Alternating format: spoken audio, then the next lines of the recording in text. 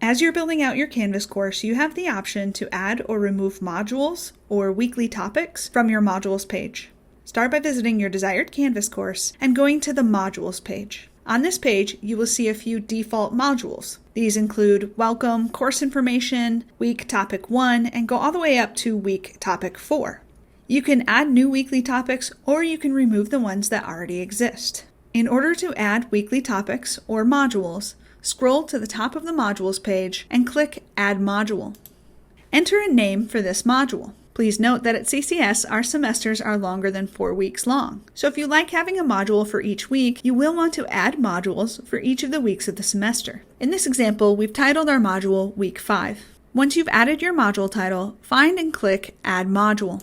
The new module will appear along the bottom of your modules page. If you would like to remove a module, find the desired module, and then off to the right, find and click the 3 vertical dots icon. Select Delete. Please note that if you have any items within this module, deleting the module will delete all items within.